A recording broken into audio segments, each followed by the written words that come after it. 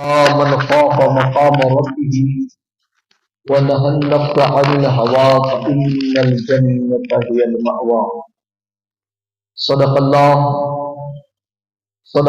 مولانا العظيم وصدق رسوله النبي الأمين الكريم ونحن على ذلك لمن الشاهدين والشاكرين والذاكرين والحمد لله رب العالمين. آئیے آپ اور ہم تمام حضرات مل کر سامعین و سامعات سب شامل ہو کر اللہ کے رسول صلی اللہ علیہ وسلم کی بارگاہ میں عقیدت و محبت کے ساتھ درود پاک پڑھ لیں. اللہم صلی علی سیدنا و مولانا محمد وبارک وسلم صلی اللہ علیہ وسلم علیک یا رسول اللہ صلی اللہ تعالی علیہ وسلم.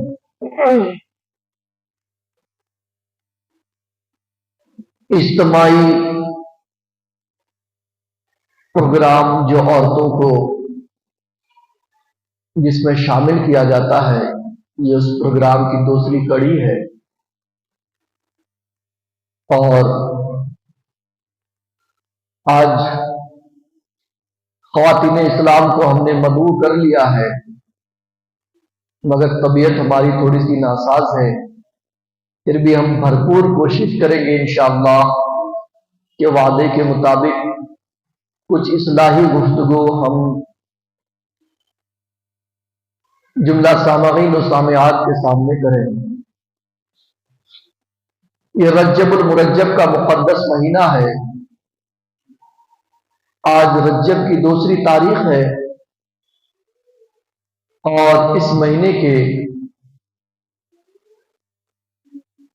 جو مقدس تاریخیں ہیں اس میں ایک یہ ہے کہ اسی مہینے میں سرکار دو عالم صلی اللہ تعالی وسلم کو معراج ہوا، اور اس مہینے کی 6 تاریخ سلطان الہند خواجہ غریب نواز کے وصال کے نام پر مشہور ہے. خواجہ غریب نواز رضی اللہ تعالیٰ عنہ کو پوری دنیا چاہتی ہے، جانتی ہے، مانتی بھی ہے. ہم صرف اتنا دیکھتے ہیں کہ خواجہ غریب نواز کے در پر بھیڑ لگی ہوئی رہتی ہے، دنیا ٹوٹ کر غریب نواز کے در پہ پہنچتی ہے.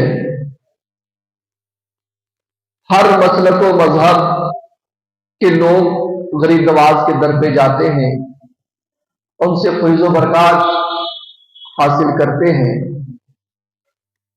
ہماری نگاہ یہاں تک پہنچ کر رک جاتی ہے، کبھی ہم اس کا پس منظر تک پہنچنے کی کوشش نہیں کرتے کہ غریب نواز کو اتنا بڑا مقام، اتنا بڑا مرتبہ، اتنی بلندی کیسے ملی. اور پھر غریب نواز سنجر میں سید غیاث الدین اور حضرت ماہ نور بیوی کے گھر ہی کیوں پیدا ہوئے. ایران میں صوبہ سنجر ایک بڑی جگہ ہے، آبادی کثیر ہے. ان کثیر آبادیوں میں صرف حضرت سید غیاث الدین اور حضرت ماہ نور بیوی جو آپ کی والدہ ہیں، انہی دونوں کو یہ شرف کیوں ملا کہ ان کے گھر میں غریب نواز کو جنم دیا گیا. یہ ہمیں جاننا بہت ضروری ہے. اللہ چاہتا تو کسی بھی گھر میں غریب نواز تشریف لاتے، مگر اللہ تبارک و تعالیٰ نے یہ شرف حضرت سید غیاث الدین اور ماہ نور بیوی کو عطا فرمایا. جب آپ یہ سمجھنے میں کامیاب ہو جائیں گی تو میرا یقین ہے کہ آپ کی زندگی میں ایک انقلاب آئے گا. پورے سنجر میں تقویٰ و پرہیزگاری میں سید غیاث الدین کے برابر کوئی مرد نظر نہیں آتا تھا.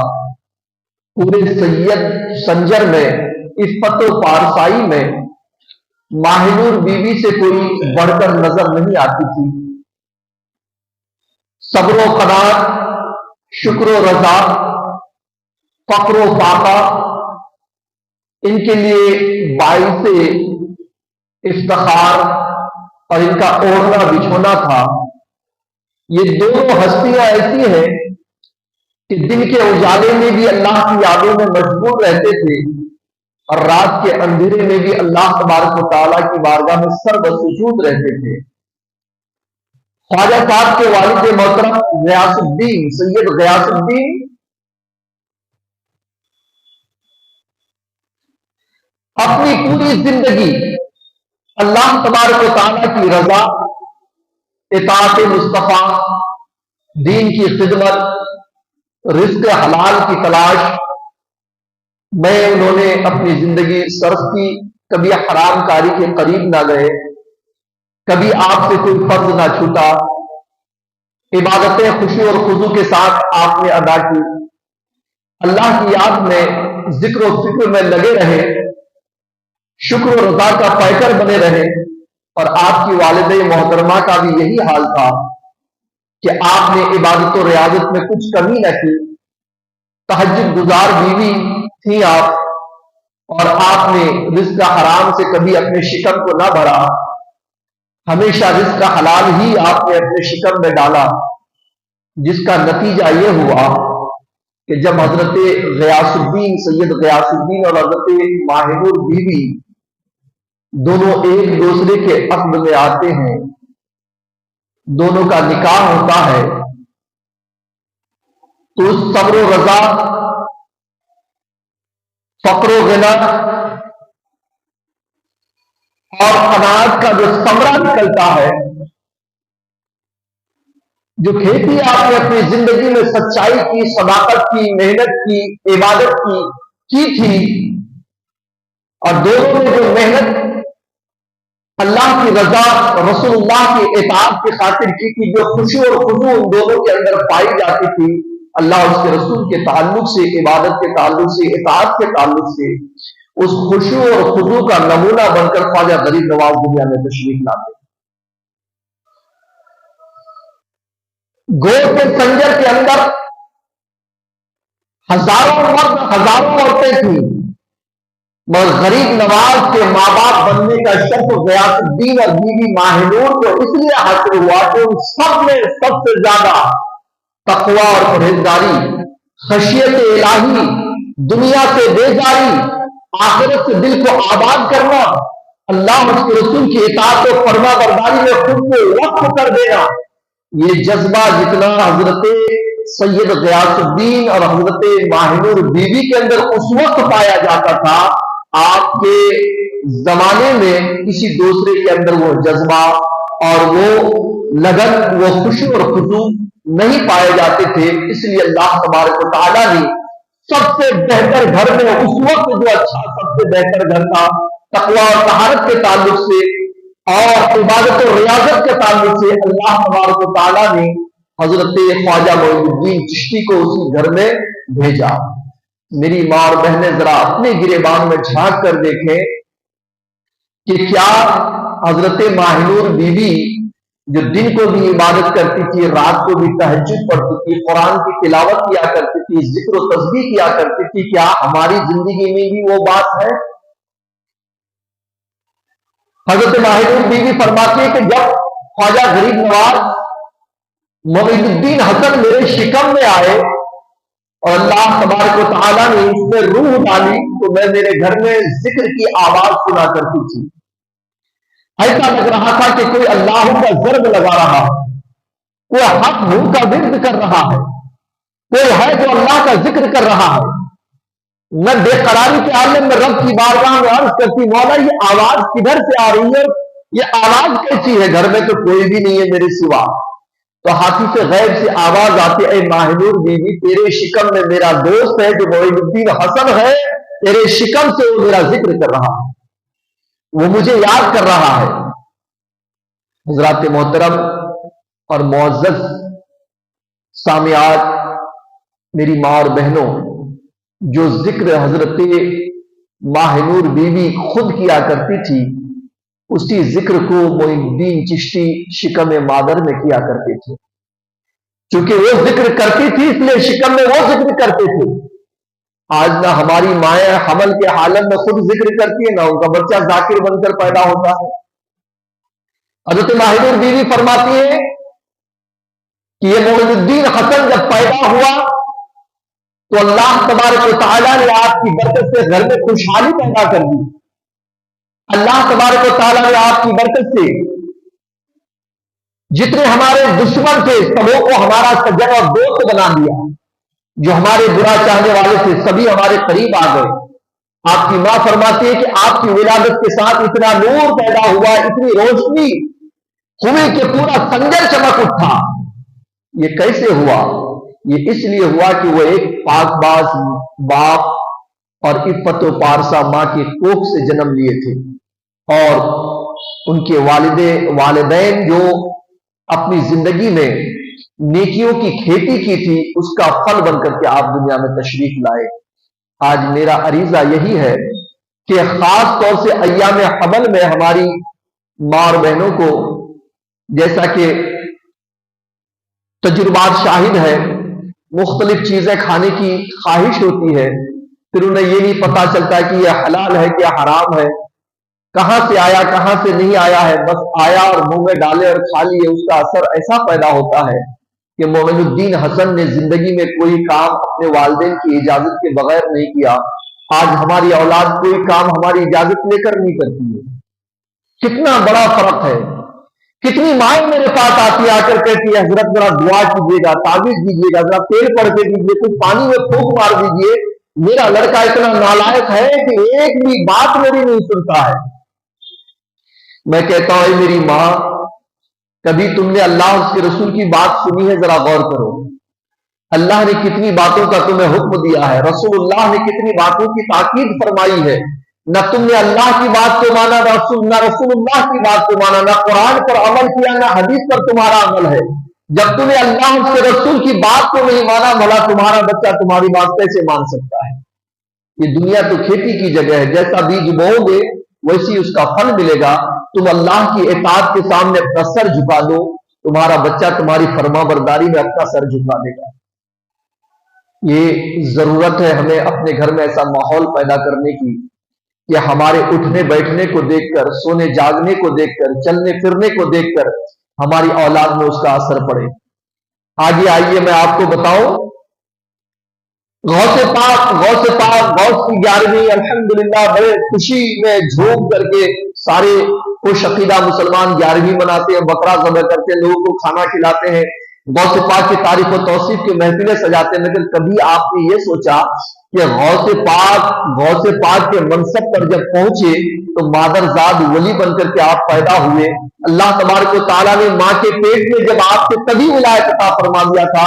آپ سوچ سکتے کہ آپ کی ماں کا کوکھ کتنا مقدس ہوگا کہ اس مقام میں ہی آپ کو ولایت دے دی گئی. کبھی آپ نے سوچنے کی کوشش کی کہ غوث پاک جس گھرانے میں پیدا ہوئے آخر اسی گھرانے میں غوث پاک کو کیوں بھیجا گیا؟ اس وقت تو ڈھیر سارے ہزاروں لاکھوں تعداد میں گھر تھے، کسی گھر میں بھی بھیج دیتا. مگر میری ماں اور بہنوں کو میں یہ مزاج دینا چاہوں گا، اللہ تعالیٰ نے حضرت ابو صالح جنگی دوست اور حضرت ام الخیر فاطمہ کے گھر میں ہی غوث پاک کو اس لیے بھیجا چونکہ اس وقت سب سے زیادہ پرہیزگار، تقوی شعار، متقی، خشیت الہی سے اپنی زندگی کو سجانے والے اگر کوئی تھے تو اس وقت سب سے زیادہ حضرت ابو صالح جنگی دوست اور حضرت ام الخیر فاطمہ تھی. اس لیے اللہ تبارک و تعالیٰ نے یہ عظیم سرمایہ، عظیم دولت جو قیامت تک جن کا احسان مسلمانوں پر ہے غوث پاک کا، اس غوث پاک کو انہی پاک ہستیوں کے کوکھ سے دنیا میں پیدا فرمایا. کیونکہ وہ خود متقی تھے، پرہیزگار تھے، تقوی شعار تھے. حال یہ تھا حضرت ابو صالح جنگی دوست کا، موسیٰ ابو صالح جنگی دوست جو غوث پاک کے والد محترم ہے، کہ رزق حلال کی تلاش میں جنگلوں میں نکل جاتے. غربت کا یہ عالم تھا کہ کئی کئی دنوں تک کھانے کو کچھ نہ ملتا تھا. جنگلوں میں جا کر پتے کھایا کرتے تھے، دن کو روزہ رکھتے تھے، رات کو عبادت الہی میں مشغول رہتے تھے. کہتے ہیں کہ ایک بہت بار آپ نے سنی بھی ہوں گی کہ بس ایک سیب بہ کر کے سمندر سے جا رہا تھا. حضرت ابو صالح جنگی دوست کئی دنوں سے بھوکے تھے. نفس نے کہا اٹھاؤ اور کھا لو, پانی پر بہ کر کے جا رہا ہے, کسی کی ملکیت نہیں ہے. آپ نے سیب اٹھا کر کھایا. دل نے آواز دی ابو صالح تم نے غلط کیا, اور یہ کسی باغ سے ٹوٹ کر بہ رہا ہے, یہ جس باغ سے ٹوٹ کر بہ رہا ہے یہ اس کی ملکیت ہے, تم نے کیسے اٹھا کر کھا لیا اس کی اجازت کے بغیر. جدھر سے سیب بہ کر کے آ رہا تھا آپ وہاں پہنچے, دیکھا ایک باغ ہے جس کی ایک ٹہنی ہے جو سمندر کے اوپر گری ہوئی ہے, اسی سے یہ سیب ٹوٹ کر کے گرا ہے. آپ اس باغ کے اندر جاتے ہیں, مالی سے کہتے ہیں کہ بھائی یہ سیب مجھے معاف کر دو, میں نے سمندر میں بہتے ہوئے سیب کو کھا لیا, وہ آپ ہی کے باغ کا تھا. وہ مالی کہتا ہے یہ باغ میرا نہیں, عبداللہ سومئی اللہ کے ولی کا ہے, وہ ایک اللہ کے ولی ہے, میں یہاں پر نوکر ہوں. آپ کو معافی مانگنی ہے تو عبداللہ سومئی کے پاس جائیے. حضرت ابو صالح جنگی دوست حضرت عبداللہ سومئی کے پاس جاتے ہیں, ہاتھ جوڑ کر کہتے ہیں حضور آپ کے باغ کا ایک سیب ٹوٹ کر سمندر سے بہ کے جا رہا تھا, میں نے اسے اٹھا کر کے کھا لیا, آپ مجھے معاف کر دیں. حضرت عبداللہ سومئی نے ابو صالح جنگی دوست کی پیشانی کو دیکھا تو پتا چلا کہ ان کی پیشانی میں ایک غوث کے باپ ہونے کا نور چمک رہا ہے. وہ پہچان لے کہ یہ نوجوان پہنچا ہوا بزرگ ہے, یہ کوئی عام آدمی نہیں ہے. بہتے ہوئے سیب کو کھا کر کے معافی مانگنا کسی عام آدمی کا کام نہیں ہے. حضرت ابو صالح جنگی دوست سے حضرت عبداللہ سومئی نے کہا بیٹا سیب کو معاف کر دوں گا, 10 سال میرے باغ کی باغبانی کرنی پڑے گی. حضرت ابو صالح جنگی دوست ایک سیب کو معاف کرانے کے لیے 10 سال تک نوکری کرتے ہیں, باغبانی کرتے ہیں. ان 10 سال کی مدت میں حضرت عبداللہ سومئی حضرت ابو صالح جنگی دوست کو سلوک اور ریاضت کے منازل طے کراتے ہیں. 10 سال بعد دیکھے حضور سے معاف کر دیجئے, 10 سال ہو چکا. آپ فرماتے 2 سال اور, 2 سال اور آپ وہاں پر باغبانی کرتے ہیں. جب 12 سال ہو گئے تو کہتے ہیں حضور اب تو سیب معاف کر دیجئے. حضرت عبداللہ سومئی فرماتے بیٹا سیب معاف کرنے کی ایک شرط اور ہے. کیا؟ کہ میری ایک بیٹی ہے جو آنکھوں سے اندھی ہے, کان سے بہری ہے, زبان سے گونگی ہے, ہاتھ سے لنجی ہے, پاؤں سے لنگڑی ہے, دماغ سے پاگل ہے, ایسی لڑکی سے تجھے شادی کرنی پڑے گی. معزز سامعین و سامعات, آپ اچھی طریقے سے سوچ سکتے ہیں, ہم ہوتے تو پہلی بات تو 10 سال وہاں پر نوکری کرتے نہیں, سیدھا بولتے بھائی سیب بہ کے جا رہا تھا, ہمیں کیا معلوم تیرے باغ کا ہے. 10 سال نوکری کرنا, پھر 2 سال بڑھا دیا گیا, پھر 12 سال کرنا, اور پھر اس کے بعد جب اندھی لنگڑی لولی لنجی لڑکی سے شادی کرنے کا پرستاؤ رکھا گیا تو سیدھا ریجیکٹ کر دیتے نہیں, یہ کام تو ہم سے نہیں ہوگا. 12 سال کافی ہے سیب معاف کرانے کے لیے. مگر حضرت ابو صالح جنگی دوست فرماتے ہیں کہ حضور اگر اس لڑکی سے شادی کرنے کے بعد ہی سیب معاف کیا جائے گا تو میں تیار ہوں. ہر معاملے میں آدمی سلح کر سکتا ہے مگر شادی کے معاملے میں نہیں کرتا, وہ اپنے من پسند لڑکی سے ہی شادی کرے گا. مگر آپ نے گھٹنے ٹیک دیے, ہاتھ جوڑ کر عرض کیا حضور شادی کرا دیجئے, میں آپ کی اندھی لنگڑی لولی لنجی گونگی لڑکی سے شادی کرنے کو تیار ہوں, لیکن سیب معاف کر دیجئے. شادی ہو گئی, شب زفاف کے لیے گئے تو دیکھا چاند کا ٹکڑا جیسا ہوتا ہے خوبصورت حسین و جمیل لڑکی حجرے کے اندر بیٹھی, الٹے قدم بھاگے. نماز فجر کے بعد جب عبداللہ سومئی نے دیکھا ابو صالح جنگی دوست کے چہرے کو تو پہچان گئے کہ بچہ رات کو یہ شب زفاف کے لیے گیا نہیں ہے. کہ بیٹا کیا پریشانی؟ کا حضور آپ نے تو اندھی لنگڑی لولی اور گونگی لڑکی سے شادی کرا تھا, وہاں تو کوئی حسین و جمیل بیٹھی ہوئی ہے. کہ بیٹا وہی تیری بیوی ہے. میں نے گونگی اس لیے کہا تھا کہ اس نے اپنی زبان سے اس کی آواز کبھی اس نے اتنی بلند نہیں کی کہ ہمارے دہلیز سے باہر آواز پہنچ جائے. میں نے بہری اس لیے کہا تھا کہ اس نے کبھی بھی کوئی فضول بات کسی کی سنا نہیں. میں نے اندھی اس لیے کہا تھا کہ اس نے اپنی نگاہوں سے غیر محرم کو دیکھا نہیں. میں نے لنجی اس لیے کہا تھا کہ اس نے اپنے ہاتھ سے غیر شرعی کام کیا نہیں. میں نے لنگڑی اس لیے کہا تھا کہ کبھی اپنی اس نے دہلیز سے باہر قدم رکھا نہیں. اللہ اکبر. پتا چلا تقوی و طہارت عفت و پارسائی کی مرقع اور مجسمہ تھی وہ. اب جب حضرت ابو صالح جنگی دوست اللہ کا شکر ادا کرتے, مولا تو نے ایک ایسی بیوی مجھے عطا فرمائی ہے جنہوں نے نگاہوں سے غیر محرم کو نہیں دیکھا, کانوں سے غیر محرم کی آواز نہیں سنی، زبان سے غیر محرم تک آواز نہیں پہنچایا، ہاتھ سے غیر شرعی کام نہیں کیا، پاؤں کو انہوں نے اپنی دہلیز سے باہر نہیں کیا۔ میرے دوست 12 سال تک حضرت ابو صالح جنگی دوست نے اس باغ کی باغبانی کی، مگر انہیں پتا ہی نہیں تھا کہ عبداللہ قومی کی کوئی بیٹی بھی ہے۔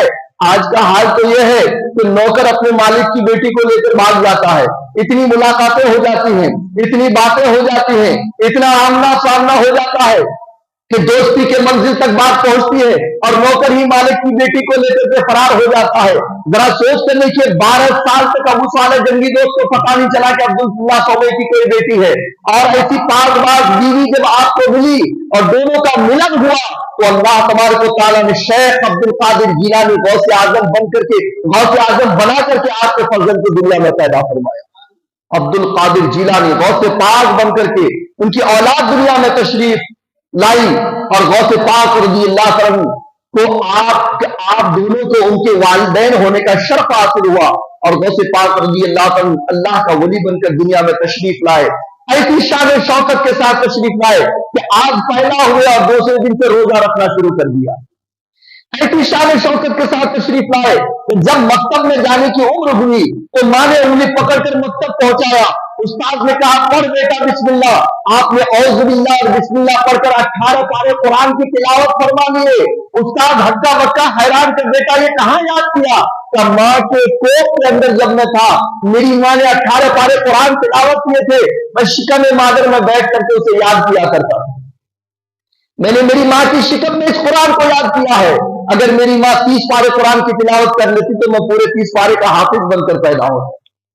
کیا آج ہماری مائیں بھی حمل کے عالم میں ایسی کرتی ہے کہ روزہ رکھے، نماز پڑھے، سجدے کرے، قیام کرے، رکوع کرے، تسبیح کرے، تحلیل کرے، ذکر الہی کرے، قرآن کی تلاوت کرے؟ نہیں، آج ہماری مائیں ایسی حالت میں ٹی وی کے سامنے بیٹھتی ہیں، پکچروں کے سامنے بیٹھتی ہیں، بازاروں میں چلی جاتے گھومنے کے لیے، ادھر ادھر کی چیزیں کھانے میں مشغول ہوتی ہیں، چڑچڑاپن میں مبتلا ہوتی ہیں، غیر شرعی کاموں میں گرفتار ہوتی ہیں۔ پھر ان کا بچہ جب آتا ہے تو دنیا میں بس کسی ایکٹر کا تقلید کرتا ہوا نظر آتا ہے، کبھی کسی ہیرو کی تقلید کرتا ہے تو کسی ہیروئن کے پیچھے پیچھے بھاگتا ہے۔ وجہ کیا ہے؟ وجہ یہ ہے کہ حمل کے عالم میں جو حال حضرت ام الخیر فاطمہ کا تھا وہ آج ہماری ماؤں کا نہیں ہے، جو تقویٰ اور پرہیزگاری ان کے اندر تھی وہ آج ہماری ماں بہنوں میں نہیں ہے۔ یہی وجہ کہ ہمارے بچے ہمارے نافرمان ہیں۔ میں نے ایک واقعہ سنا کہ ایک شخص نے شادی کیا کسی چلبلی لڑکی سے، ایسی لڑکی جس کو گھومنا پھرنا، دنیاوی معاملات میں انٹرسٹ لینا بہت اچھا لگتا تھا۔ شادی کیا، شادی کے بعد کچھ دنوں کے بعد لڑکا پیدا ہوا، 6 مہینہ ہو گیا، تب کاروبار بڑھانے کے لیے وہ باہر چلا گیا۔ باہر گیا، 1 سال کے بعد آیا، بچہ 1.5 سال کا ہو گیا تھا۔ اب جب تک وہ آیا نہیں، اس درمیان جو بیوی نے اپنے بچے کی تربیت کی تو عجیب و غریب انداز میں تربیت کی۔ بیوی کو دینی ماحول ملا نہیں تھا اور نہ دین کے سانچے میں کبھی وہ ڈھلی تھی، اس لیے وہ دنیاوی ماحول کی ڈھلی ہوئی تھی، دنیاوی ماحول کو پسند کرتی تھی۔ اس نے اپنے بچے کو ایک عادت لگایا، بچے کو جب بھی پیشاب لگتی تھی بچہ کہتا تھا امی مجھے پیشاب کرنی ہے، تو ماں کہتی تھی بیٹا یہ لفظ پیشاب بہت پرانا ہے، پرانے لوگ بولتے آ رہے ہیں پیشاب پیشاب، تجھے پیشاب لگے تو بولنا مجھے گانا گانا ہے، تو میں سمجھ جاؤں گی تجھے پیشاب کرنا ہے۔ تو بس بچہ جو ہے بار بار پیشاب پیشاب بولتا ہے۔ ایک دن ماں نے اس کو مار دیا کان کے نیچے کہ آج کے بعد پیشاب بولا تو بہت مار کھائے گا، پیٹے گا، جب بھی پیشاب لگے تو بولنا کہ مجھے گانا گانا ہے۔ تو بچہ اس کے بعد سے دیکھ رہا پٹنے سے بہتر ہے کہ گانا گانا ہی بولا جائے۔ اس نے بولا امی گانا گانا ہے، بس ماں پینٹ کھولتی تھی، بچہ پیشاب کر کے آ جاتا تھا۔ روز کا یہ معمول۔ جب ایک عرصے کے بعد شوہر آیا گھر تو بچے سے کہا یہ تیرے ابا ہیں۔ بچے کو جب ماں باپ مل جاتا ہے 1.5 دنوں کے بعد تو بڑی خوشی ہوتی ہے، باپ سے چپک گیا، رات کو باپ کے پاس ہی سویا، رات کے 12 بجے اٹھ کر کے کہہ رہا ہے کہ ابا مجھے گانا گانا ہے۔ تو باپ نے بولا کہ بیٹا رات کو گانا گائے گا تو پاس پڑوس والے کیا بولیں گے کہ فلاں صاحب کا لڑکا پاگل ہو گیا ہے، دن کو گا لینا۔ अब उसको क्या मालूम कि गाना गाने का मतलब क्या है। थोड़ी देर बाद और तेज लगी, कहा अब्बा मुझे गाना गाना है। तो बेटा रात को मत गाओ, दिन को गा लेना, मैं तुम्हारे गाना खूब सुनूंगा। अब बच्चे को जब बर्दाश्त से बाहर होगा कि अब्बा मुझे गाना गाना अभी ही गाना है, कि तू गाएगा ही कहां गाँव का, एक काम कर धीरे से मेरे कान में गा ले, किसी को सुनाई ना दे। बच्चा ने पैंट खोला और बाप के कान में पेशाब करना शुरू किया। अब वो परेशान हुआ, कह रहे ये क्या कर रहा है, तू तो गाना गा रहा है। तो ये गाना किसने सिखा? के मेरी मां ने सिखाया। आप सोच करके देखें, बच्चे की तालीम और तरबियत एक वो माँ बाप थे कि जिसने बच्चे को पैदा करते ही तालीम कुरान बना दिया, कुरान का तालीम, कुरान का तिलावत करने वाला बना दिया। और ये एक वो माँ है कि जो बच्चे को अपने शौहरी के कान में पेशाब करने वाला बना दिया। ये फर्क है, ये दोनों में बदुल मशरक़ैन। वो माएँ कितनी बुलंदी पर थी दीन के ताल्लुक से, आज माँ बहनें कितनी पस्ती में पहुंच चुकी है। बुरा ना समझे, कि ऐसा ना हो आप सोचेंगे अगले प्रोग्राम से आएंगे ही नहीं, चूंकि रह रह करके हम ही को ताना दे रहे हैं। ताना नहीं, ये नस्ल नौ को सुधारने के लिए आप हमारे कॉलेज भी हैं, स्कूल भी हैं, मदरसा भी है, यूनिवर्सिटी भी है, सब तो मां का गोद है। जो कुछ वहां तालीम दुनिया भी मिलेगी, दीन की तालीम तो मां के गोद से ही मिलने वाली है। अखलाक व किरदार, सब्र रजा, शुक्र गना, फक्र फाका, बड़ों की इज्जत, छोटों पर शफकत, गैरों से कैसे मिलना, अपनों से कैसी बातें करना, ये सब के सब तो मां सिखाया करती है। मां जैसी रंग, जैसा रंग चढ़ाएगी वैसी बच्चे के ऊपर रंग चढ़ता है। मां ही यूनिवर्सिटी है, मां ही कॉलेज है, मां ही स्कूल है, मां ही मदरसा है, सब कुछ है मां। मां को अल्लाह ने वो पावर दिया कि ये चाहे तो जर्रे को आफताब बना दे, वो पावर दिया कि वो चाहे तो कतरे को समंदर बना दे। अल्लाह तबारक व तआला ने बेपनाह ताकत दी है इनके अंदर, सिर्फ उसका सही इस्तेमाल चाहिए, सही दिशा चाहिए।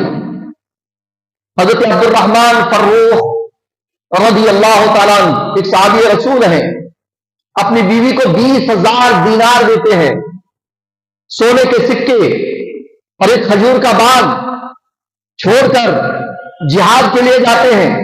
बीवी से कहते हैं मेरी बीवी, तेरे पेट में एक बच्चा छोड़ रहा हूं, 20,000 दीनार छोड़ रहा हूं, एक खजूर का बाग छोड़ रहा हूं, मैं दीन की तबलीग के लिए जिहाद में जा रहा हूं।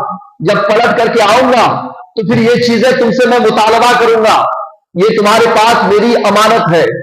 हजरत अब्दुर्रहमान बिन फर्रुख तशरीफ ले जाते हैं, और जब जिहाद में जाते हैं तो किसी वजह से वो या गिरफ्तार हो जाती है, किसी वजह से 30 साल तक घर नहीं आ पाते। एक अरसे दराज के बाद कैद से निजात पाकर जब वो घर लौटते हैं, तो घर लौटने के बाद 30 साल बाद अगर कोई घर पहुंचेगा, सोच सकते हैं कि कितना हुलिया बदल गया होगा पास पड़ोस का, कितनी शक्ल बदल गई होगी।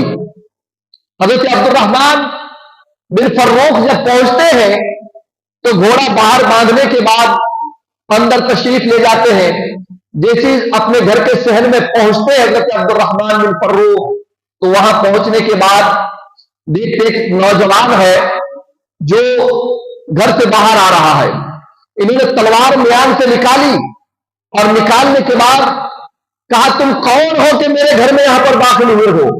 वो नौजवान भी तलवार म्यान से निकालता है कि आप कौन है जो मेरे घर में यहां तशरीफ लाए हैं। इतने में घर के अंदर से आवाज आती है, बेटा ये तुम्हारा बाप आया हुआ है, ये आवाज बता रही है तुम्हारे अब्बा की आवाज है, लिहाजा तलवार म्यान के अंदर डालो। अल्लाहु अकबर। जैसे हजरत अब्दुर्रहमान बिन फर्रुख ने सुना कि सामने से आने वाला नौजवान मेरा बेटा है, और जब बेटे ने सुना कि सामने से आने वाला बूढ़ा इंसान मेरा बाप है, गले मिलते हैं। बेटा मस्जिद नबवी की तरफ जाता है, बाप घर में बैठता है। बैठने के बाद अपनी बीवी से कहता है, ऐ मेरी बीवी ये तो बता कि जाते वक्त जब जिहाद के लिए मैं जा रहा था, चंद चीजें तुम्हारे अमानत के तौर पर दिया था। एक तो तुम्हारे पेट में बच्चा था, वो मैंने देख लिया कि वो नौजवान हो चुका है, जवान हो चुका है। 20,000 दीनार छोड़ करके गया था, ایک کھجور کا باغ چھوڑ کر کے گیا تھا، یہ بتا تو 20,000 دینار کدھر ہے؟ حضرت عبد الرحمان بن فروخ کی بیوی کہتی ہے کہ باغ تو وہاں پر سلامت ہے مگر 20,000 دینار خرچ ہو چکے ہیں۔ کہ 20,000 دینار تم نے اکیلے کیسے خرچ کر لیا جبکہ کھجور کے باغات تیرے لیے چھوڑ کر گیا تھا؟ ایک باغ کافی تھا تمہارے کھانے پینے کے لیے، 20,000 دینار کس کام میں تو نے خرچ کیا ہے؟ حضرت عبد الرحمان بن فروخ کی بیوی کہتی ہے کہ 20,000 دینار میں نے کہاں خرچ کیا، پہلے مسجد نبوی تشریف لے جائیے، نماز پڑھ کے آئیے، آپ کو حساب مل جائے گا۔ حضرت عبد الرحمان بن فروخ مسجد نبوی جاتے ہیں اور جانے کے بعد جب نماز ادا کرنے کے لیے وہاں پہنچتے تو دیکھ رہے کہ کوئی ہے اندر جو بیٹھ کر کے حدیث کا درس دے رہا ہے اور چاروں طرف سے ہزاروں لوگ بیٹھے ہوئے ہیں۔ وہ پریشان ہوئے کہ دیکھے کون نوجوان پڑھا رہا ہے۔ انہوں نے کسی سے پوچھا کہ یہ تو بتا یہ کون محدث ہے جو یہاں بیٹھ کر مسجد نبوی میں حدیث پڑھا رہا ہے؟ ہزاروں طلبہ کرام دنیا کے کونے کونے سے آ کر اس کے پاس حدیث پڑھ رہے ہیں۔ تو جس سے انہوں نے پوچھا اسے نہیں معلوم تھا کہ یہ عبد الرحمان بن فروخ ہے۔ انہوں نے کہا یہ عبد الرحمان بن فروخ کا بیٹا ہے، اس کا باپ جہاد میں گیا تھا، پلٹ کر نہیں آیا ہے۔ ان کی بیوی نے اس بچے کی تعلیم و تربیت میں خوب حصہ لیا، اسے پڑھا لکھا کر محدث بنا دیا، اور آج یہ اتنا بڑا محدث بنا ہے کہ دنیا کے کونے کونے سے لوگ یہاں پر پڑھنے کے لیے آتے ہیں اور اس بچے کے پاس حدیث پڑھ کر کے تب حدیث سیکھ کر کے جاتے ہیں۔ حضرت عبد الرحمان بن فروخ گھر آتے ہیں، گھر آنے کے بعد بیوی سے کہتے ہیں اے میری بیوی، تمہارے میرے 20,000 دینار کا حساب مجھے مسجد نبوی میں مل چکا ہے۔ جو دینار میں نے تجھے چھوڑا تھا، تیرے پاس رکھا تھا، اس کا تو نے بہترین استعمال کیا ہے۔ ان دیناروں کو خرچ کر کے تو نے میرے بیٹے کو اتنا بڑا محدث بنا دیا ہے کہ آج فخر سے میرا سر اونچا ہو گیا ہے۔ پوری دنیا کے طلباء کرام آتے ہیں، ہمارے بیٹے کے پاس حدیث پڑھ کر کے جاتے ہیں، اس سے بڑھ کر کے فخر کی بات اور کیا ہو سکتی ہے؟ معلوم یہ ہوا کہ اگر ایک عورت چاہے کہ اپنی اولاد کو اونچا بنا دے، سر اس کا اونچا ہو جائے، اس کا مقام اونچا ہو جائے، اس کا مرتبہ اونچا ہو جائے، تو یقین جانیے ماں کے اندر وہ پاور ہے کہ وہ ایک ذرے ناچیز کو پڑھا لکھا کر عظیم ہستی بنا سکتی ہے۔ وہ ماں کے اندر وہ پاور ہے کہ ماں اپنی اولاد کو اس بلند مقام تک پہنچا سکتی ہے کہ اولاد پڑھ لکھ کر کے زمانے میں دین کا ایک رہنما بن سکتا ہے۔ تو میری ماں اور بہنوں کو میں تانا نہیں دے رہا ہوں، بلکہ ماں بہنوں کو ان کا پاور بتا رہا ہوں، ان کے اندر اللہ نے جو جوہر رکھا ہے وہ بتا رہا ہوں، ان کے اندر اللہ نے جو قوت رکھی ہے وہ بتا رہا ہوں کہ یہ چاہے تو اپنی اولاد کو زمانے میں ممتاز بنا سکتی ہے۔ اللہ تبارک و تعالی ہماری ماں بہنوں کو جو کچھ میں عرض کر رہا ہوں اس پر غور کرنے کے لیے اور اس پر غور کرنے اور اس پر عمل کرنے کی توفیق عطا فرمائے۔ میں میری ماں بہنوں سے یہ بھی عرض کروں گا کہ انہوں نے تو حصہ لیا تھا دین کے تعلق سے، آپ کا حصہ ہمیں دکھ رہا ہے دنیا کے تعلق سے۔ آپ کا پاور آپ جانیں، آپ کی قوت آپ پہچانیں۔ حضرت باجد بستانی رضی اللہ تعالیٰ عنہ اللہ کے بہت بڑے ولی گزرے ہیں۔ ان سے ان کی والدہ نے کہا، ان کی ماں نے پوچھا بیٹا یہ بتا تو جو مقتدائے قوم بن گیا ہے، پوری قوم کا رہنما بن گیا ہے، اللہ کا ایک بہت بڑا ولی بن گیا ہے، بتا اس میں ہاتھ کس کا ہے؟ تو حضرت باجد بستانی رضی اللہ عنہ نے کہا ماں الحمدللہ میں نے علم حاصل کیا، اللہ کی عبادت کی، ریاضت کی، تہجد پڑھا، چاش پڑھا، اشراق پڑھا، دین کی خدمتیں کی، لوگوں کو صحیح راستے کی طرف بلایا۔ اللہ تبارک و تعالیٰ نے میری ان اداؤں کو پسند فرمایا اور مجھے یہ مقام عطا فرمایا۔ ماں نے کہا بیٹا تو غلط ہے، تو غلط ہے، تیرا یہ بلند مقام تیری عبادت کی وجہ سے نہیں ہے، تیرے علم کی وجہ سے نہیں ہے، بلکہ جب تو پیدا ہوا تھا، پیدا نہیں ہوا تھا، حالت حمل میں رات کو اٹھ کر تہجد پڑھا کرتی تھی اور تہجد پڑھ پڑھ کر میں دعائیں کیا کرتی تھی مولا میرے شکم میں جسے تو نے رکھا ہے اسے دین کا رہنما بنانا۔ اور جب تو پیدا ہو گیا تو میں رات کو اٹھ کر کے تہجد کی نماز پڑھتی تھی اور پڑھ کر کے پھر تجھے دودھ پلاتی تھی، तहज्जुद पढ़ लेने के बाद जो दूध तेरे मुंह में डालती थी, उस दूध के पीने का ये असर है कि तुम खुदा कौन बन गया, तो अल्लाह का वली बन गया है, तुझे अल्लाह ताला ने अजीम दौलत अता फरमाई है, विलायत का मकाम अता फरमाया है। तो ये तेरी इबादत का समरा नहीं है, ये तेरी माँ की दूध की तासीर है, तेरी माँ की तहज्जुद की नमाज का असर है, तेरी माँ की तकवा और परहेजगारी का असर है कि तेरी माँ ने जो कुछ किया था अल्लाह ताला ने वो फल तेरे अंदर जाहिर फरमाया। तो मेरी माएं जरा गौर करके देखें, हजरत बायजीद की माँ ने क्या कहा कि ये तासीर, ये मकाम, ये बुलंदी, ये माँ की दूध का नतीजा है। माँ के दूध में अल्लाह ने बहुत पावर रखा है, बहुत तासीर रखी है। आप शरीयत के दायरे में रहकर अपने बच्चों की परवरिश करें, यकीन जाने आपका बच्चा भी अल्लाह तबारक व तआला का फर्माबरदार होगा, दीन का इताअत शिआर होगा।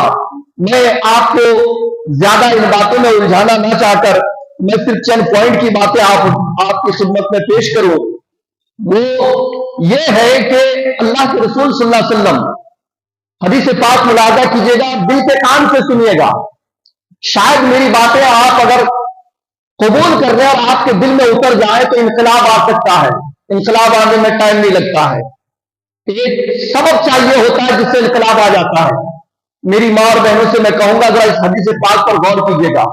सरकार दो आलम सल्लल्लाहु अलैहि वसल्लम इरशाद फरमाते हैं कि जब मैं मेराज तशरीफ ले गया तो मैंने जन्नत के अंदर अपने सामने किसी को चलते हुए देखा, किसी के चलने की आवाज सुनी। जब निगाहें उठाकर देखा तो देख रहा हूं कि हजरत बिलाल चल रहे हैं। हजरत बिलाल रसूल कायनात के सामने चल रहे हैं। वजह क्या है? गुर्बत, तंदस्ती, फाका, गरीबी, आपकी लाचारी, इन सारी गुर्बत के बावजूद आपकी दीनदारी, अल्लाह की इताअत और फरमाबरदारी में कुछ कमी नहीं की उन्होंने। रसूल की गुलामी का हक उन्होंने अदा किया। सरकार के सामने जन्नत में वो चल रहे हैं। उसके बाद सरकार फरमाते, जब मैंने निगाहें उठाकर ऊपर देखा तो जन्नत के आलिशान महलों में मैंने देखा कि उसमें गरीब लोग हैं, यतीम लोग हैं, मिस्कीन हैं, गरीबों की औलादें हैं। और जब मैंने जन्नत के नीचे हिस्से में देखा तो मेरी उम्मत के मुझे मालदार नजर आए और थोड़ी सी औरतें नजर आई। जन्नत में मालदार बिल्कुल कम और बिल्कुल उससे भी कम औरतें नजर आई। मालदारों को उनके मालो दौलत का हिसाब किताब में ऊपर जाने नहीं दिया। गरीबों के पास दुनिया में कुछ था नहीं, इसलिए उसको हिसाब किताब देने की जरूरत नहीं पड़ी, डायरेक्ट जन्नत में ऊपर पहुंच गए। अमीर लोग हिसाब किताब देते ऊपर पहुंच नहीं पाए, नीचे रह गए। औरतें सबसे ज्यादा जहन्नम गई थोड़ी सी जन्नत में। सरकार ने जिब्रील अमीन से पूछा, जिब्रील औरतें नजर नहीं आ रही हैं, बहुत थोड़ी औरतें जन्नत में। जिब्रील अमीन ने कहा, या रसूल अल्लाह, दो चीजों ने उन्हें जन्नत में आने नहीं दिया। दो चीजें क्या है? तो जिब्रील अमीन कहते हैं, या रसूल अल्लाह, एक सोना, एक रेशम। एक रिवाज में कि एक सोना, एक जाफरान। एक रिवाज में कि सोना और रंग बिरंग के कपड़े।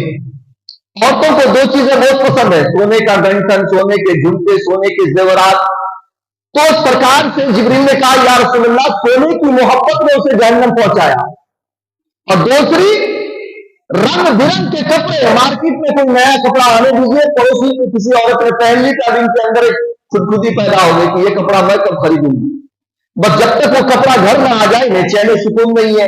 तो सरकार से जिब्रील अमीन ने कहा, या रसूलुल्लाह, इनके अंदर जो कपड़े पहनने के शौक होते थे, ये खरीदना, वो खरीदना, वो खरीदना, ये लाना, वो लाना, जरूरत के कपड़े होने के बावजूद बार बार और सारे कपड़े लेके आना, इन चीजों से अल्लाह चूंकि नाराज होता है, उसी नाराजगी का शिकार होकर ये सब जहन्नम पहुंच गई। सोने के लिए एक शौहर को ताना दिया करती थी कि फलानी की बीवी के गले में देखो इतना बड़ा हार है, उसके कान में देखो इतने सारे झुमके हैं, उनके हाथों में देखो कैसे उनके पास बाला है। सोने चांदी से पहन करके वो निकलती है घर से, रच और फख्र करने के लायक है। तुम्हारे पास आकर के मुझे क्या मिला? इन सारी बातों से औरतें जहन्नम चली गई हैं। थोड़ी जो शुक्रगुजार हैं वो यहां पर जन्नत में आई। मेरी मां बहनें जरा गौर करें, ذرا سوچیں کہ امت کے فقراء جنت کے اوپر کے حصے میں، غریب، یتیم، مسکین، فقیر جن کو کھانے کو نہیں ملتا تھا، وہ جنت کے اوپر کے حصے میں، اور جو مالدار دنیا میں پیٹ بھر کے کھاتے تھے وہ اگر جنت پہنچے نہیں تو نیچے کے حصے میں، اور ماں اور بہنیں جہنم میں۔ ذرا غور کیجئے، خود پر ترس کھائیے۔ سرکار دو عالم صلی اللہ علیہ وسلم نے اپنے آخری وقت میں حضرت عائشہ صدیقہ رضی اللہ تعالی عنہا سے فرمایا، وصیت کی، اے عائشہ اگر تم مجھے قیامت کے دن ملنا چاہتی ہو، اگر تم میدان حشر میں میری ملاقات کرنا چاہتی ہو تو 3 باتوں پر عمل کرنا۔ پہلی بات، فقیرانہ زندگی گزارنا، فقیرانہ زندگی، جیسے فقیر لوگ زندگی بسر کرتے ہیں ویسی ٹھاٹ باٹ کی زندگی کبھی مت گزارنا۔ دوسری بات، امیروں کی محفل سے دور رہنا، امیروں کی محفل میں مت جانا، اس محفل سے ذرا دور ہی رہنا۔ تیسری بات، جب تک تمہارے دوپٹے میں پیمند نہ لگ جائے، چپیاں نہ لگ جائیں، جب تک وہ سلنے کے لائق ہے نیا دوپٹہ مت خریدنا۔ اللہ اکبر۔ اللہ کے رسول صلی اللہ علیہ وسلم فرماتے ہیں فقیرانہ زندگی گزارو، بھوکے پیاسے رہ کر کے، امیروں کی محفل میں مت جایا کرو، اور یہ کہ جب تک تمہارے دوپٹے سوئی سے سلنے کے لائق ہو تب تک سیتے رہو، چپیاں دیتے رہو، جب وہ پہننے کے لائق نہ رہے، سینے کے لائق نہ رہے، تب جا کر کے نیا دوپٹہ خریدو۔ میری ماں بہنوں سے میں عرض کروں گا، کیا ہمارا یہ حال ہے؟ کتنے دوپٹے، کتنے کپڑے ہمارے پاس ہوتے ہیں، پھر بھی ہمیں لازمی طور پر نئے کپڑے چاہیے۔ کوئی ایک فنکشن ہو گیا نیا کپڑا چاہیے، بچے کا برتھ ڈے ہو گیا نیا کپڑا چاہیے، سالگرہ شادی کی تاریخ آ گئی نیا کپڑا چاہیے، عید بقرعید آ گئے نئے کپڑے چاہیے، کوئی شادی ہو گئی اس میں جانے کے لیے نئے کپڑے چاہیے، پھر دوسری شادی ہو گئی پھر نیا کپڑا چاہیے، پھر تیسری دعوت میں جانا ہو پھر نیا کپڑا چاہیے۔ بھلا کیوں نہ ہم جہنم میں جائیں؟ سرکار نے تو جنت میں جانے کا جو راستہ بتایا تھا اس پہ ہم ہے ہی نہیں، ہم غلط راستے پہ جا چکے ہیں۔ سرکار دعا حضرت ابو ہریرہ رضی اللہ عنہ سے مروی ہے، فرماتے ہیں کہ 3 شخص ایسے ہیں جو بلا حساب و کتاب جنت میں چلے جائیں گے، بغیر کسی حساب و کتاب کے جنت میں چلے جائیں گے۔ ان میں سے ایک کون ہے؟ تو فرماتے ہیں ایک تو وہ ہے کہ جس کے پاس کپڑا دھونے کے لیے کپڑا میلا ہو چکا ہے اور وہ چاہتا ہے کہ کپڑے کو دھو لے، لیکن دوسرا کپڑا نہیں ہے اس کے پاس کہ اس کو پہن کر کے اس کو دھو لے۔ ایک ہی کپڑا ہے، یا تو پہنیں گے تو پہنیں گے، دھوئیں گے تو دھوئیں گے، دھوئیں گے تو پھر بڑھانا ہونا پڑے گا، اور جب نہیں دھوئیں گے تو پھر وہ پرانا کپڑا ہی آپ کو گندا کپڑا ہی پہننا ہوگا۔ ایک وہ آدمی جس کے پاس ایک ہی ڈریس ہے، بدلنے کے لیے کوئی دوسرا کپڑا نہیں۔ دوسرا کون؟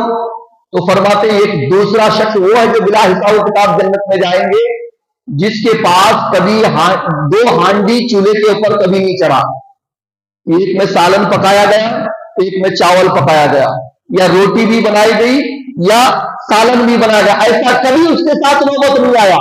اس کے پاس اتنے ہی پیسے تھے کہ آٹا خریدنے تو آٹا خریدا جائے گا، سبزی خریدیں گے تو سبزی خریدی جائے گی، دونوں میں سے ایک ہی خرید سکتے تھے، دونوں نہیں خرید سکتے تھے۔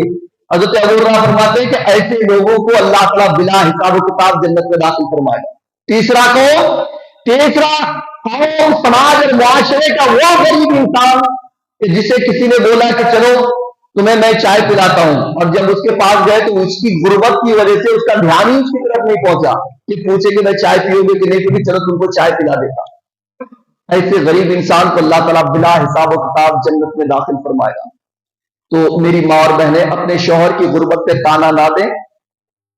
میری ماں اور بہنیں اگر کچھ آپ مطالبہ کریں شوہر سے اور وہ لا کر کے نہ دے سکے تو آپ اتنا مجبور نہ کریں کہ وہ سود اور بیاج کے اوپر پیسے لے کر کے تب آپ کی خواہشات کو پوری کریں۔ ایسا آپ نہ کریں ورنہ آپ بھی گنہگار ہوں گی۔ ہماری قوم کی بچیاں جو آپ نے باپ سے کہا کرتی ہیں ابا ہمیں نئے کپڑے چاہیے شادی میں جانا ہے، میں آپ کے لیے خاص طور سے ایک واقعہ بتاتا ہوں۔ حضرت عمر بن عبد العزیز رضی اللہ تعالیٰ جو وزیر اعظم تھے، مسلمانوں کی جتنی سلطنتیں تھیں سب سلطنتیں ان کے انڈر میں تھی حضرت عمر بن عبد العزیز کے۔ عید سے ایک دن پہلے ان کی بچیاں آتی ہیں اور آنے کے بعد کہتی ہیں ابا حضور کل ہم کون سے کپڑے پہنیں گے عید کی نماز کے لیے؟ تو حضرت عمر بن عبد العزیز نے کہا کہ میری بچیوں جو کپڑے پہنے ہوئے ہو یہی کپڑے پہن کر کے عید پڑھ لینا. تو بچیوں نے کہا باوجود ہمارے پڑوس کے جو غریب لوگ ہیں، متوسط طبقے کے لوگ ہیں، عام لوگ ہیں، سبوں نے اپنے اپنے بچوں کو نئے کپڑے لا کے دیے ہیں.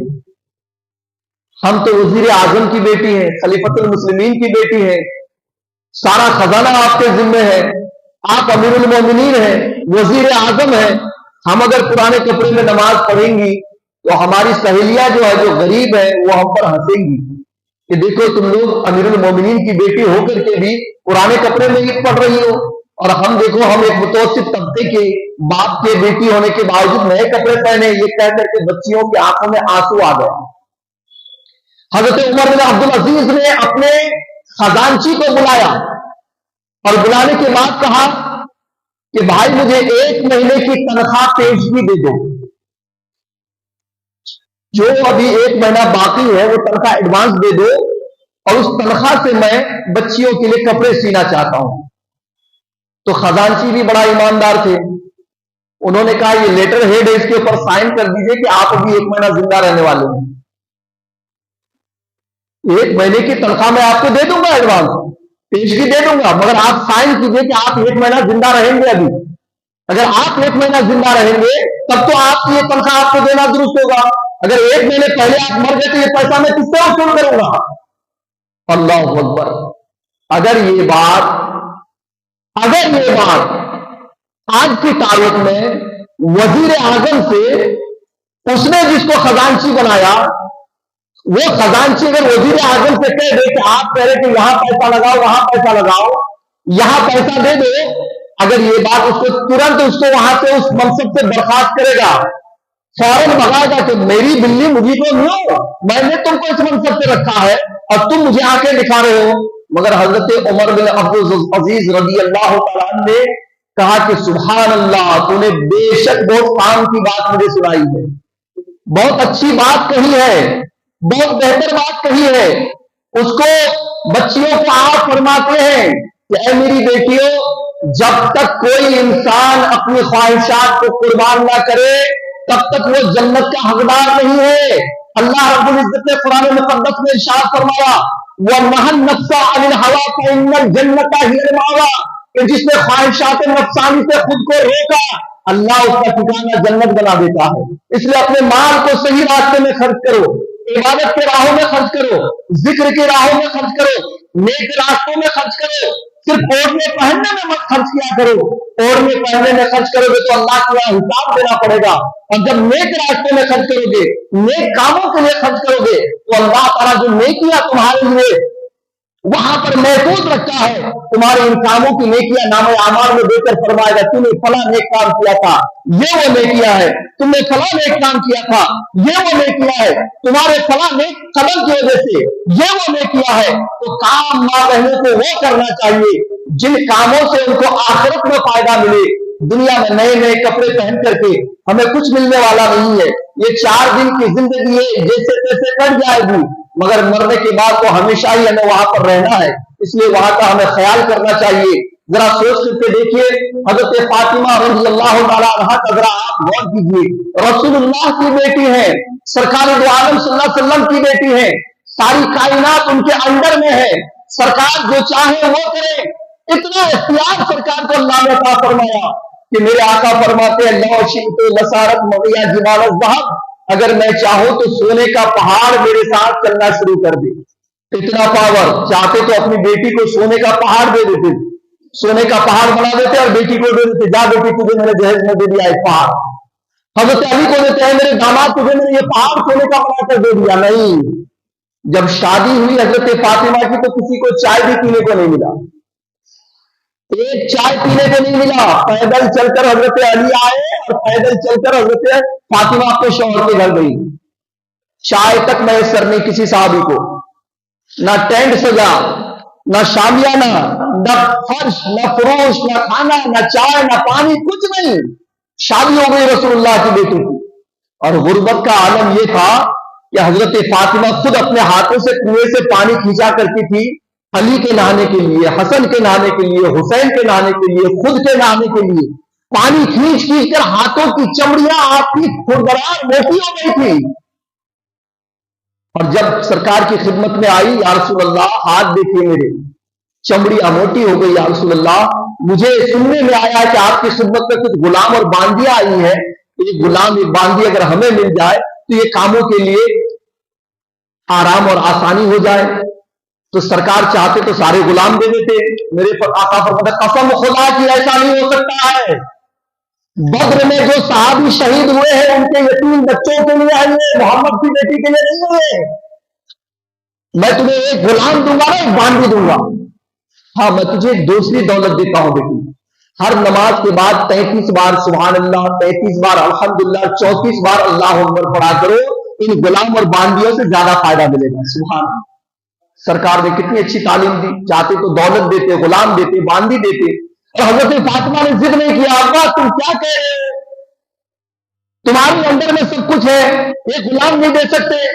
کیسے باپ ہو تم؟ ہرگز نہیں. رسول اللہ کی بیٹی تھی، باپ نے جو دولت دی وہ تصدیق قیامت جب تک زندہ رہی وہ پڑھتی رہی، اسی دولت کے ساتھ زندگی گزاری. سرکار حضرت عمران کو لے کر حضرت فاطمہ کے گھر جاتے ہیں اور دروازے پہ دستک دیتے ہیں. اندر سے آواز آتی ہے کون؟ میرے آقا فرماتے ہیں بیٹی تمہارا باپ محمد ہوں، اندر آ سکتا ہوں؟ بیٹی نے کہا ابا حضور بالکل آ جائیے. کہا بیٹی میرے ساتھ میرا صحابی بھی ہے. کہ کون؟ کہ عمران. کہ یا رسول اللہ آپ تو آ سکتے ہیں لیکن حضرت عمران اندر کیسے آ سکتے ہیں؟ کہ کیوں بیٹی؟ کہ ابا حضور میرے پاس ایک ہی کپڑا ہے، میری زندگی میں میرے پاس ایک ہی کپڑا ہے، اگر وہ بھی اتنا تھوڑا کپڑا ہے کہ اگر میں سر کو چھپانا چاہوں تو گھٹنے کے نیچے کھل جاتا ہے، اور اگر گھٹنے کے نیچے چھپانا چاہو تو میرا سر کھل جاتا ہے. اتنا لمبا کپڑا نہیں ہے کہ میں سر بھی چھپاؤں اور پاؤں تک چھپا لوں. بس اتنی چھپا سکتی ہوں کہ گلے سے لے کے یا تو قدموں تک چھپاؤ یا پھر گھٹنے سے لے کر کے سر تک چھپاؤ، باقی پاؤں کھل جائے گا. تو یا رسول اللہ آپ تو میرے ابا حضور ہیں، آپ آئیں گے تو کوئی بری بات نہیں، لیکن ایک صحابی آ کر کیسے یہاں اندر آ سکتے ہیں؟ تو سرکار نے فرمایا بیٹی اس طریقے سے پہن لو تاکہ پورا جسم تمہارا ڈھک جائے. تو سرکار سے حضرت فاطمہ نے عرض کیا یا رسول اللہ میں کیسے بھی پہنوں، اتنا لمبا کپڑا ہے ہی نہیں کہ میں اس کو پہن کر کے کھڑی ہو سکوں. سرکار نے اپنے کملی مبارک کو اندر پھینکا کہ بیٹی اس چادر سے سر کو ڈھک لو اور باقی کے کپڑے سے جسم کو ڈھک لو. حضرت فاطمہ نے جسم کو ڈھکا. سرکار حضرت عمران کو لے کر اندر گئے. حضرت فاطمہ سے پوچھا بیٹی کیسی ہو؟ حضرت فاطمہ کہتی ابا حضور مجھے دوہری تکلیف ہے. ایک تکلیف تو یہ کہ گھر میں اناج نہیں ہے، تیل دال چاول آٹا کچھ بھی نہیں ہے، کئی دنوں سے بھوکے ہیں، چولہا نہیں جلا ہے. دوسری تکلیف یہ کہ آپ کی بیٹی بیمار ہے. تو نہ کھانے کی کمزوری الگ، بیماری کی کمزوری الگ. یا رسول اللہ سرکار دو عالم صلی اللہ علیہ وسلم کی آنکھوں میں آنسو آ گئے. سید القونین کی بیٹی ہیں، پہننے کو پورا کپڑا نہیں ہے، کھانے کو گھر میں اناج نہیں ہے، مگر لب پر شکوہ اور شکایت نہیں ہے.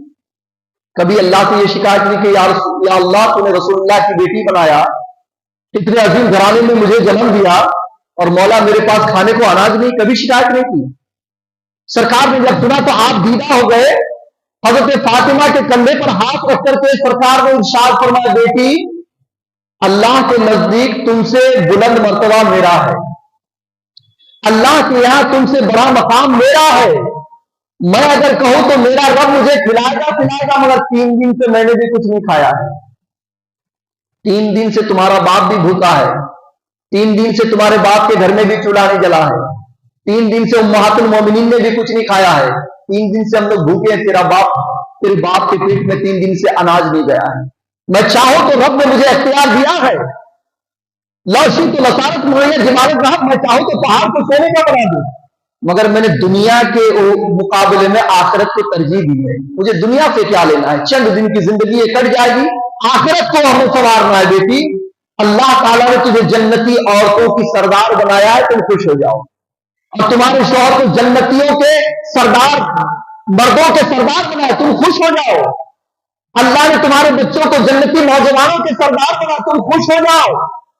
اللہ اکبر. میں پوچھنا چاہتا ہوں میری ماں اور بہنوں سے میری ماں اور بہنوں اگر ایک دن بھوکی رہ جائے تو پتہ نہیں شوہر کو مارے ڈر کے گھر چھوڑ دینا پڑے گا کہ جاؤ تو پتہ نہیں ڈنڈے لے کے کھڑی ہوگی کہ جھاڑو لے کے کھڑی ہوگی. کر کیا رہے ہو تم؟ کیا کاروبار ہے تمہارا؟ یہی ہے کون سا منہ لے کر کے پہنچ گئے تھے میرے باپ کو یا مجھے لانے کے لیے؟ تمہارے پاس اتنی طاقت نہیں کہ تم گھر میں اناج بھی خرید سکو، تمہارے پاس اتنا ہنر بھی نہیں کہ تم کہیں کام کر سکو. دنیا بھر کے تانے، مگر کبھی حضرت فاطمہ نے حضرت علی کو تانا نہیں دیا، کبھی سرکار کی بارگاہ میں شکایت نہیں کی، کبھی اللہ کی بارگاہ میں لفظ شکایت نہیں نکالا، بلکہ حضرت فاطمہ ان فقر و فاقہ کے عالم میں بھی جب سجدے میں جاتی تھی تو سجدے میں جا کر کے اتنا لمبا سجدہ کیا کرتی تھی کہ ایک ہی سجدے میں صبح کے آزان ہو جاتی تھی. حضرت فاطمہ اللہ رب العزت کی بارگاہ میں عرض کرتی تھی، مولا تو نے تیری رات کتنی چھوٹی بنائی ہے کہ تیری فاطمہ ایک سجدہ کرے تو صبح کی آزان ہو جاتی ہے، ایک رات اتنی لمبی بنا کہ تیری فاطمہ دونوں سجدہ رات میں کر سکے. سوچو یہ میری ماں بہنوں کے لیے کیا عبرت نہیں ہے؟ یہ درس عبرت ہے. اس میں ہمارے لیے بہت بڑا سبق ہے کہ دولت آ جانے سے دولت کو بے جا غلط کاموں میں خرچ کرنا یہ ہوشیاری نہیں ہے. دولت کو صحیح کاموں میں لگانا، اللہ کے رسول کی رضا کے لیے لگانا، دین کے کاموں میں لگانا، یہ صحیح کام ہے. اوڑھنے پہننے کے لیے اگر لگائے تو پھر وہی سرکار نے فرمایا زیادہ تر عورتیں جہنم میں کپڑوں کی وجہ سے اور سونے کی وجہ سے پکڑی گئی ہیں. میری ماں اور بہنوں سے میں گزارش کروں گا کہ آپ ایک اور حدیث مجھ سے سن لیں اور اس پر عمل کریں. حضرت عائشہ صدیقہ رضی اللہ تعالی عنہا کے پاس حضرت معاویہ بن عامر نے 1,00,000 چاندی کے سکے بھیجے. 1,00,000 چاندی کے سکے آج کے حساب سے کئی کنٹل چاندی. 1,00,000 چاندی کے سکے بھیجے. حضرت عائشہ صدیقہ رضی اللہ تعالی عنہا نے ایک بھی چاندی کا سکہ اپنے لیے نہیں رکھا، سارے کے سارے فقیروں میں لٹا دیے.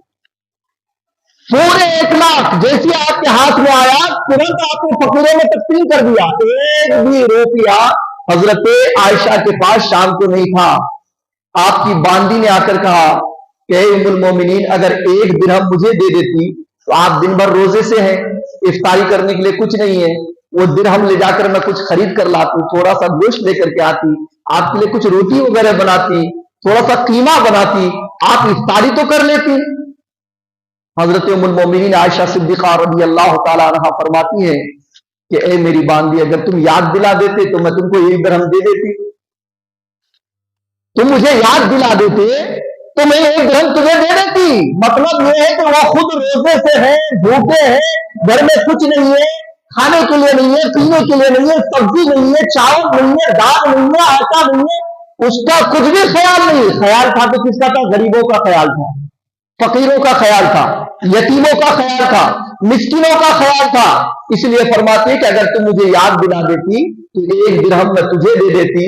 مجھے تو میرا خیال ہی نہیں تھا کہ میں افطاری کے وقت افطاری کے لیے کیا دسترخوان میں پیش کروں گی. تو میرے ماں اور بہنوں سے میرا یہ اپیل ہے، میری گزارش ہے کہ آپ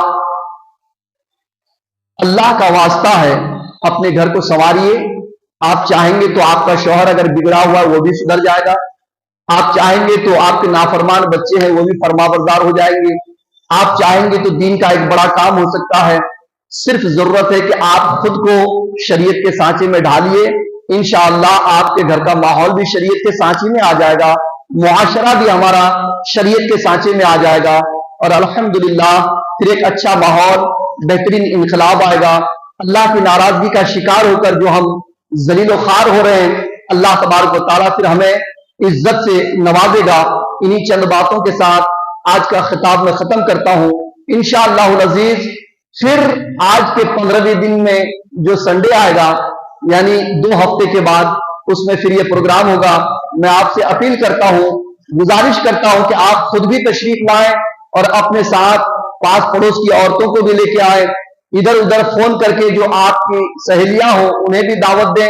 انشاءاللہ اس کا ثواب آپ کو بھی ملے گا، انہیں بھی ملے گا. اور اس اجتماع میں اگر ایک عورت بھی خود کو سدھار لے تو انشاءاللہ اس مسجد کے جو ٹرسٹیان ہیں انہیں بھی فائدہ ملے گا، مجھ ناچیز گنہگار کو بھی ملے گا، اور جتنے لوگ اس میں حصہ لے رہے سبھی کو فائدہ ملے گا. وما السلام علیکم ورحمۃ اللہ وبرکاتہ.